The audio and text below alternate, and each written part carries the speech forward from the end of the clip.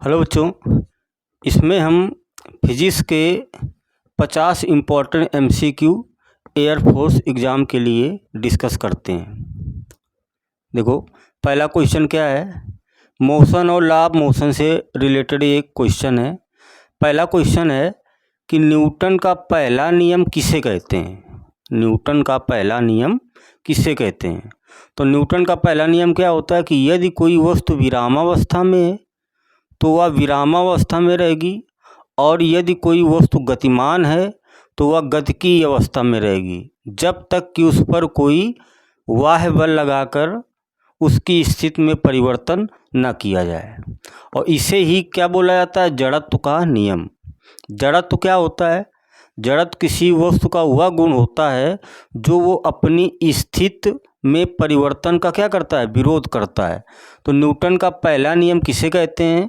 जड़त्व का नियम, या बल का नियम, या क्रिया प्रतिक्रिया का नियम, या त्वरण का नियम।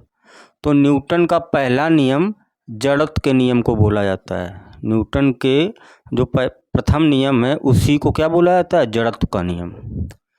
दूसरा क्वेश्चन क्या है कि वेग का एसआई मात्रक क्या है?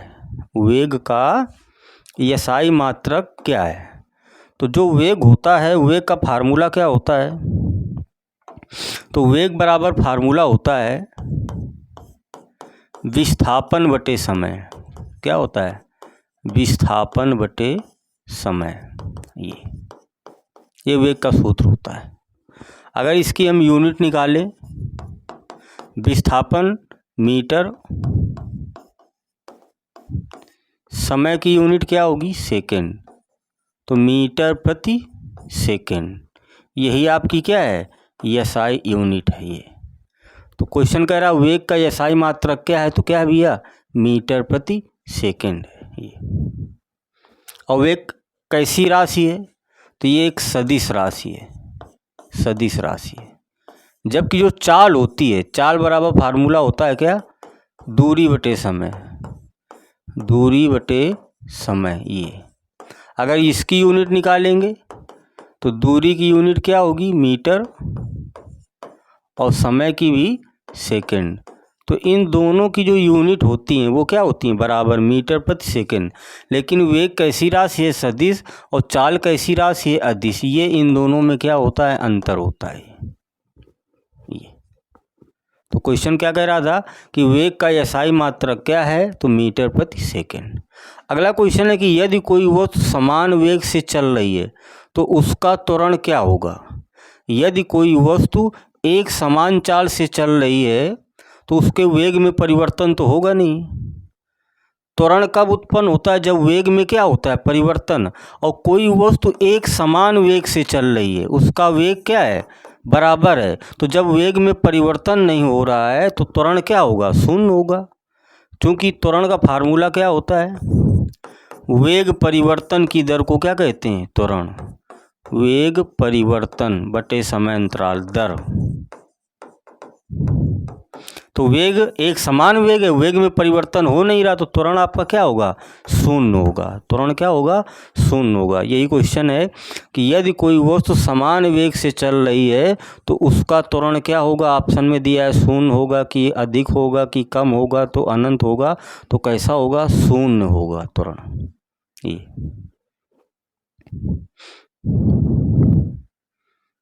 अगला क्वेश्चन,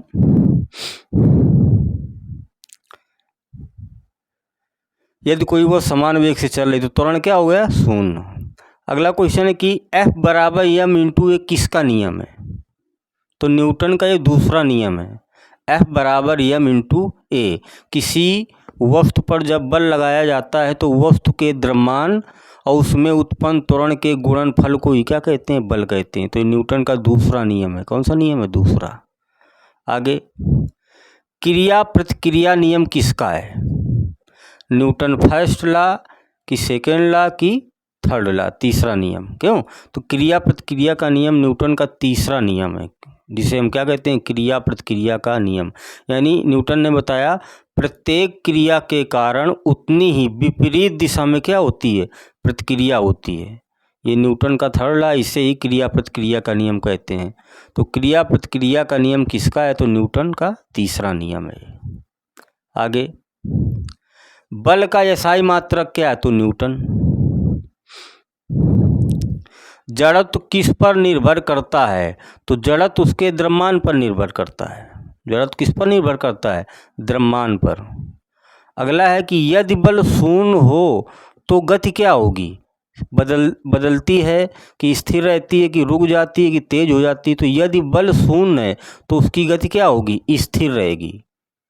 बल लग नहीं रहा तो वह जिस पोजीशन में है उसी पोजीशन में बनी रहेगी। अगला क्वेश्चन है कि वेग परिवर्तन की दर को क्या कहते हैं? तो त्वरण कहते हैं। क्या कहते हैं? त्वरण। वेग परिवर्तन की दर को क्या बोला जाता है? त्वरण। आगे बहुत अच्छा क्वेश्चन है, कह रहा गति का समीकरण v बराबर u प्लस AT किससे संबंधित है? ऑप्शन देखते हैं, प्रकाश से संबंधित है कि गति से संबंधित है कि बल से कि ऊर्जा से? तो ये किससे संबंधित है? नाम है गति का समीकरण, तो ये गति से संबंधित है। अगला क्वेश्चन क्या है? अब ये क्वेश्चन देखो, work energy and power, work energy and power से रिलेटेड MCQ क्वेश्चन है आपके। देखो,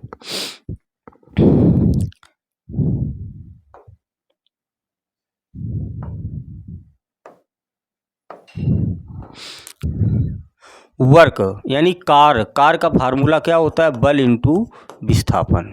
ये तो इसकी यूनिट क्या आ जाएगी? न्यूटन। फोर्स है, बल है, और ये विस्थापन है तो मीटर, न्यूटन मीटर। या इसका एसआई यूनिट क्या आ जाएगी? जूल आ जाएगी। क्या आ जाएगी? जूल। ये कार। एनर्जी, पावर P बराबर फार्मूला क्या होता है? W/T। कार्य करने की दर को ही शक्ति या सामर्थ्य। तो इसकी यूनिट क्या आ जाएगी? Work, joule. समय की यूनिट हो जाएगी सेकंड, या इसी को क्या बोला जाता है? वाट बोला जाता है। वाट। ये 1 किलोवाट बराबर 1000 वाट, इस तरीके से। तो इससे रिलेटेड क्वेश्चन है। देखो, पहला क्वेश्चन क्या है कि कार का एसआई मात्रक क्या है? तो क्या है? जूल है। कार का एसआई मात्रक क्या है? जूल होता है। आगे, शक्ति का एसआई मात्रक क्या है? तो शक्ति देखो, पावर क्या है? एसआई यूनिट वाट है। क्या है? वाट। तो बी ऑप्शन सही है इसका।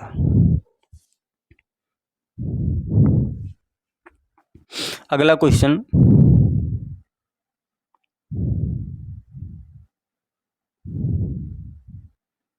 शक्ति का। आगे, गतिज ऊर्जा का सूत्र क्या है? तो गति ऊर्जा के बराबर फार्मूला क्या होता है? Half mv²। बी पार्ट सही है। स्थिति ऊर्जा का सूत्र क्या है? तो U बराबर mgh, पहला ऑप्शन। आगे, कार बराबर देखो क्या होता है? बल इंटू दूरी कि बल बटे दूरी कि दूरी बटे बल कि समय इंटू बल? तो कार बराबर बल इंटू दूरी होता है, विस्थापन। ए पार्ट सही है। अगला क्वेश्चन है, एक हाउस पावर में कितने वाट होते हैं? तो 746 वाट होते हैं। 1 HP एक हॉर्स पावर यानी अश्व शक्ति ही से बोला जाता है। तो एक अश्व शक्ति में कितने वाट होते हैं? 746 वाट। आगे, ऊर्जा का एसआई मात्रक क्या है? तो जूल है। कार ही ऊर्जा है। कार ही क्या है? ऊर्जा है। तो कार की यूनिट क्या होती है? SI unit joule. तो ऊर्जा का एसआई मात्रक क्या हो जाएगा? जूल। आगे, ऊर्जा संरक्षण नियम क्या है? ऊर्जा नष्ट होती है कि ऊर्जा बनती है? कि ऊर्जा ना बनती है ना नष्ट होती है, या फिर ऊर्जा बढ़ती है? तो ऊर्जा संरक्षण का नियम क्या है? ऊर्जा ना बनती है और ना ही नष्ट होती है। सी पार्ट सही है। अगला, शक्ति बराबर फार्मूला क्या होता है? कार बटे समय कि समय बटे कार की दूरी बटे समय की बल इंटू समय? तो कार बराबर शक्ति बराबर फार्मूला क्या होता है? W/T, कार बटे समय। गति ऊर्जा निर्भर करती है, तो गति ऊर्जा का सूत्र क्या होता है? हाफ mv², यानी द्रव्यमान और वेग। तो गति ऊर्जा किस पर निर्भर करेगी? द्रव्यमान और वेग पर निर्भर करती है। आगे देखो, ये क्वेश्चन है हीट एंड थर्मोडायनामिक्स से। पहला क्वेश्चन इसमें देखो 21 नंबर दिया कि ताप का एसआई मात्रक क्या है। तो ताप को किस में मापा जाता है? केल्विन में। एसआई यूनिट क्या है? केल्विन है। ऊष्मा का एसआई मात्रक क्या है? जूल। ऊष्मा का एसआई मात्रक क्या होता है? जूल होता है। पानी का क्वथनांक कितना होता है? पानी का क्वथनांक कितना होता है? 0 होता है कि 50 डिग्री की, 100 डिग्री की, 200 डिग्री। तो क्वथनांक का मतलब पानी कितने ताप पर उबलता है, यानी 100 डिग्री सेंटीग्रेड पर। कितने में? 100। तो पानी का क्वथनांक कितना होता है? 100 डिग्री सेंटीग्रेड होता है। आगे, ऊष्मा किससे प्रवाहित होती है? ठंड से गर्मी की ओर, कि गर्म से ठंड की ओर, कि दोनों, या कोई नहीं? तो ऊष्मा जो होती है गर्म सिरे से कहाँ पहुँचती है? ठंडे सिरे की ओर। ऊष्मा गर्म सिरे से ठंडे सिरे की ओर प्रवाहित होती है। तो ऑप्शन क्या है इसका? बी सही है। आगे क्वेश्चन है कि थर्मामीटर किसे मापता है? थर्मामीटर का क्या काम होता है? ताप को मापता है। थर्मामीटर किसे मापता है? दाब को, ताप को, बल को, दूरी को। तो ताप को मापता है। आगे क्वेश्चन है कि 0 डिग्री सेंटीग्रेड किसके बराबर होगा? 273 केल्विन के, कि 100 केल्विन के, 0 के, या 50 के? तो इसका एक फार्मूला होता है,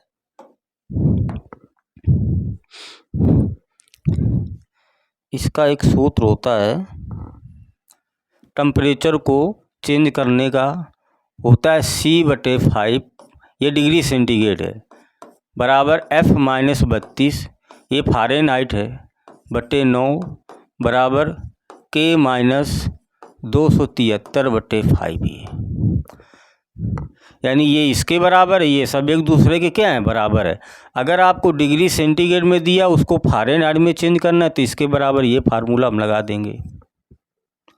अगर डिग्री सेंटीग्रेड में दिया, केल्विन में चेंज किया, तो ये बराबर ये लगा देंगे। तो ये क्वेश्चन क्या है? 0 डिग्री सेंटीग्रेड को, देखो 0 डिग्री सेंटीग्रेड को केल्विन में चेंज करना है कि 0 डिग्री सेंटीग्रेड में कितना ताप केल्विन में कितना होता है।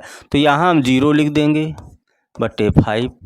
केल्विन में चेंज करना है तो इसके बराबर ये दिखाएंगे, तो K-273/5। 5 से 5 क्या हो जाएगा? कैंसिल। तो ये 0 बराबर क्या आ जाएगा?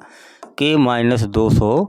273 इधर आएगा, तो K बराबर क्या आ जाएगा? 0 + 273, यानी 273।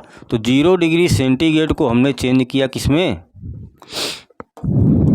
केल्विन में। तो कितना आ गया? 273 केल्विन। तो इसका ऑप्शन कौन सा सही है? ए पार्ट सही है। तो इस सूत्र से हम चेंज कर सकते हैं। अगला क्वेश्चन है कि आदर्श गैस समीकरण क्या होता है? तो PV = nRT होता है। आदर्श गैस समीकरण का फार्मूला क्या होता है? PV = nRT होता है।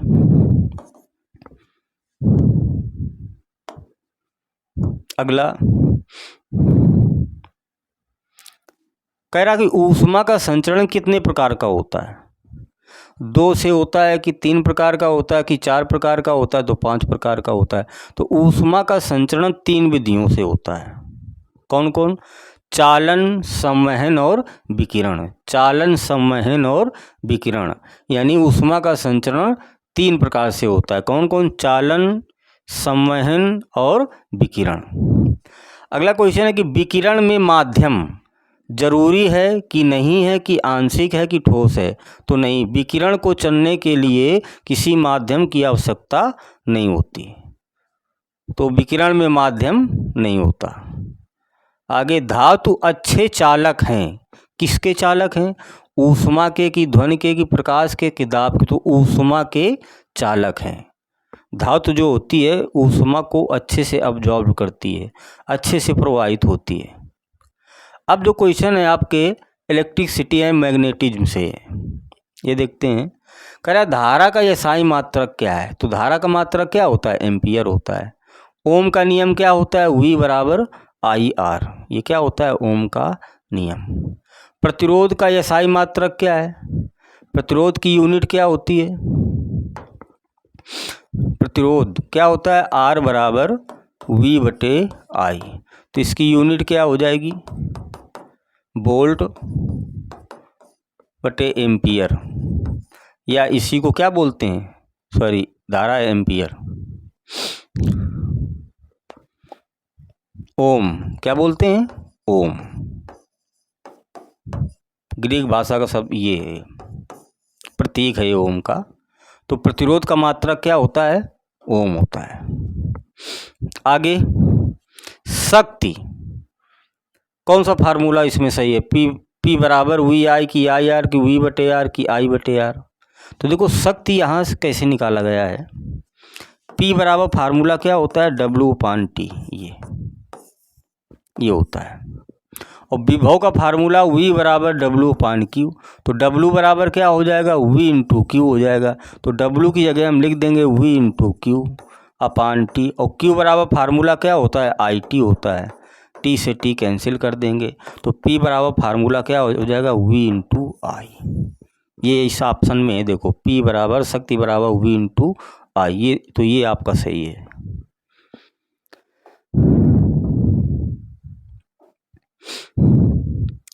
अगला क्वेश्चन क्या है?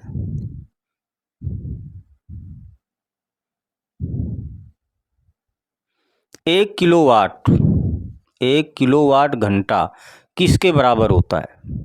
तो 1 किलोवाट घंटा में कुल मिला के कितने जूल होते हैं, ये क्वेश्चन कह रहा है। तो देखो इसको, 1 किलोवाट घंटा यानी 1 किलोवाट में कितने वाट? 1000 वाट। 1000 वाट इंटू 1 घंटे में कितने सेकंड होते हैं? तो 3600 सेकंड होते हैं ये। इसी को हम क्या लिख सकते हैं? 36 गुणा 10 की घात 5 और वाट इंटू सेकेंड, ये वाट इंटू सेकेंड।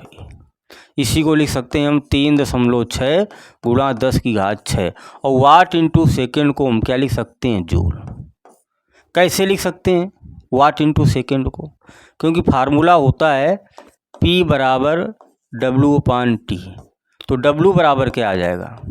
कार है P इंटू T। तो कार की यूनिट क्या होती है? जूल। बराबर P क्या है? शक्ति है। शक्ति की यूनिट क्या होती है? वाट। और समय की सेकेंड। तो क्या हम वाट इंटू सेकेंड को क्या लिख सकते हैं? जूल। वही लिखा है। तो 1 किलोवाट घंटा में कितने जूल होते हैं? 3.6 गुणा 10 की घात 6 जूल होते हैं। तो इसमें ऑप्शन कौन सा सही है? 3.6 गुणा 10 की घात 6 जूल।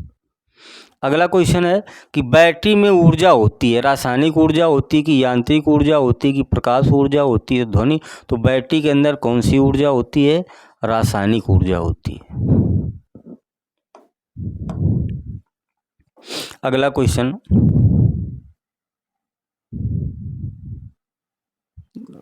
ये चुंबक के ध्रुव कितने होते हैं? तो चुंबक के 2 ध्रुव होते हैं, एक उत्तरी ध्रुव और एक दक्षिणी ध्रुव। तो ऑप्शन कौन सा सही है? 2 है। आगे पृथ्वी एक है, चुंबक बल ऊर्जा ध्वनि। तो पृथ्वी एक चुंबक की तरह व्यवहार करती है। पृथ्वी एक चुंबक की तरह व्यवहार करती है। क्यों व्यवहार करती है? इसके एग्जाम्पल देखो। अगर हम किसी चुंबक को, मैग्नेट को गुरुत्व केंद्र से उसके धागे से बांध के लटका दें और उसको हम घुमा दें, तो वो चुंबक जब ठहरेगा तो उसका एक सिरा पृथ्वी के उत्तरी ध्रुव की तरफ होगा और एक सिरा दक्षिणी ध्रुव की तरफ होगा। इससे यह पता चलता है कि पृथ्वी हमारी चुंबक की तरीके व्यवहार करती है। और यदि हम किसी लोहे की छड़ को उत्तर दक्षिण दिशा में गाड़ देते हैं, यदि हम किसी लोहे की छड़ को उत्तर और दक्षिण दिशा में गाड़ देते हैं, तो कुछ समय बाद उसमें चुंबक के गुण आ जाते हैं। तो इससे पता चलता है कि पृथ्वी हमारी चुंबक की तरीके व्यवहार करती है। तो पृथ्वी एक क्या है? चुंबक है। आगे इलेक्ट्रॉन का आवेश कैसा होता है? धनात्मक होता है कि ऋणात्मक की शून्य की बदलता है? तो इलेक्ट्रॉन का आवेश कैसा होता है? ऋणात्मक होता है। इलेक्ट्रॉन का आवेश कैसा होता है? ऋणात्मक होता है। और कितना होता है इलेक्ट्रॉन पर आवेश? माइनस का 1.6 इंटू 10 की घात -19 कूलम। ये प्रोटॉन पर कितना होता है? ये प्लस का हो जाता है 1.6 गुणा 10 की घात -19 कूलम। एक होता है अल्फा कण होता है। अल्फा कण को ही हीलियम का जो नाभिक होता है इसी को क्या कहते हैं? अल्फा कण कहते हैं। तो इस पर आवेश कितना होता है, तो आवेश निकालने का फार्मूला होता है Q बराबर एन ई। एन क्या होता है, ये प्रोटॉनों की संख्या या इलेक्ट्रॉनों की संख्या या परमाणु क्रमांक। तो यहाँ एन कितनी है, 2 हैं, और ई की वैल्यू कितनी होती है, 1.6 गुणा 10⁻⁻19 कूलम। तो Q बराबर कितना आ जाएगा, गुणा करा देंगे तो 3.2 गुणा 10⁻⁻19 कूलम आ जाएगा ये। तो अल्फा कण पर आवेश कितना होता है, 3.2 गुणा 10⁻⁻19 कूलम। लेकिन क्वेश्चन क्या बोल रहा था कि इलेक्ट्रॉन कैसा होता है, तो ये ऋणात्मक होता है। कैसा होता है, ऋणात्मक होता है ये गलत है। आगे विद्युत धारा का प्रवाह किसके कारण होता है, इलेक्ट्रॉन की, प्रोटॉन के, न्यूट्रॉन के प्रकाश। तो इलेक्ट्रॉन के कारण विद्युत धारा का प्रवाह होता है। यदि हम किसी चालक को, कोई चालक तार है, मान लेते हैं ये ए बी, इसको हम बैटरी से जोड़ देते हैं, तो ये माइनस सिरा और ये प्लस सिरा। तो माइनस सिरे से इलेक्ट्रॉन क्या करते हैं, प्लस सिरे की तरफ आते हैं इलेक्ट्रॉन। तो इलेक्ट्रॉन इधर आ रहे, तो जो धारा की दिशा होती है, धारा की दिशा वो क्या होगी, प्लस से माइनस की तरफ। इलेक्ट्रॉन चलते हैं माइनस से प्लस की तरफ, लेकिन विद्युत धारा की दिशा क्या होती है, प्लस से माइनस की तरफ। तो यही कि विद्युत धारा का प्रवाह होता है किसके, इलेक्ट्रॉन के कारण होता है। 40 नंबर हो गया। अगले देखते हैं, गड़बड़ हो जाता है क्या। 41 नंबर से देखो, मॉडर्न फिजिक्स आ गई, इसके देखते हैं क्वेश्चन।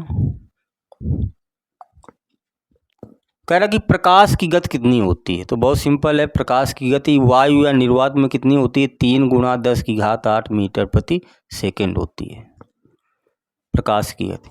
और इस प्रकाश की गति को किस वैज्ञानिक ने ज्ञात किया था, तो एक वैज्ञानिक थे रोमर। कौन थे, रोमर। उन्होंने ज्ञात किया था कि प्रकाश की चाल कितनी होती है, 3 गुणा 10⁸ मीटर प्रति सेकेंड होती है ये। आगे, परमाणु का केंद्र इलेक्ट्रॉन होता है कि नाभिक कि प्रोटॉन की न्यूट्रॉन। तो परमाणु का केंद्र, मान लो ये परमाणु है, और परमाणु का जो केंद्रीय भाग होता है ये क्या कहलाता है, नाभिक कहलाता है। क्या कहलाता है, नाभिक। और नाभिक में कौन कौन होता है, तो प्रोटॉन और न्यूट्रॉन होते हैं, और इलेक्ट्रॉन इसके चारों ओर क्या करते हैं, चक्कर लगाते रहते हैं। तो परमाणु का जो नाभिक है, क्या है, परमाणु का जो केंद्रीय भाग है, उसी को क्या कहते हैं, नाभिक कहते हैं। और नाभिक में क्या होता है, प्रोटॉन प्लस न्यूट्रॉन दोनों होते हैं ये। तो परमाणु का केंद्रीय भाग क्या है आपका, नाभिक है। 42 नंबर, ये हो गया परमाणु का केंद्र भाग। आगे, रेडियोधर्मिता किससे संबंधित है, नाभिक से कि इलेक्ट्रॉन से कि ऊर्जा से कि प्रकाश से। तो देखो, रेडियोधर्मिता किससे संबंधित है, तो नाभिक से संबंधित है। रेडियोधर्मिता होती क्या है, जैसे रेडियोधर्मिता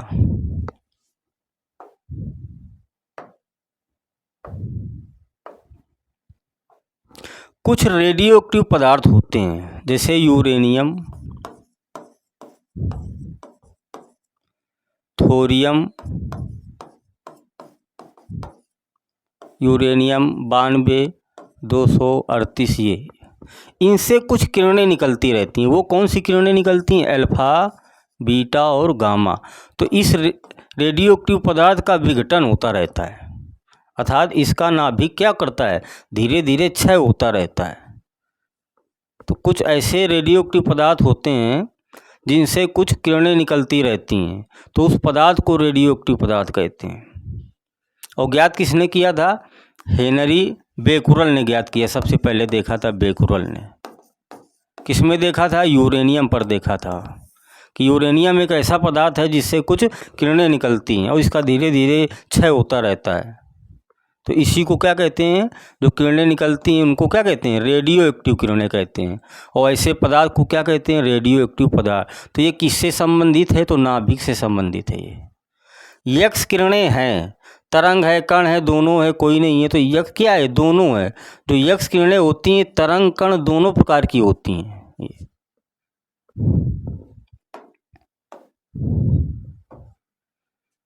अगला, ध्वनि तरंग है, अनुदैर्घ्य तरंग है। ध्वनि कैसी तरंग है? अनुदैर्घ्य तरंग है। जबकि प्रकाश कैसी तरंग है? अनुप्रस्थ तरंग है। प्रकाश कैसी तरंगे हैं? अनुप्रस्थ तरंगे, जबकि ध्वनि अनुदैर्घ्य तरंगे हैं। आगे, मानव कान सुन सकता है 20 से 20,000 हर्ट्ज तक की ध्वनि को ये सुन सकता है। दाब का एसआई मात्रक क्या है? तो पास्कल। क्या? पास्कल। दाब का फार्मूला क्या होता है?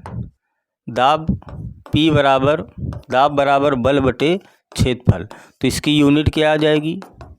बल है तो न्यूटन, क्षेत्रफल मीटर स्क्वायर ही है, या इसी को हम क्या बोलते हैं? पास्कल बोलते हैं, पास्कल। तो दाब की यूनिट क्या हो जाएगी भैया? पास्कल हो जाएगी।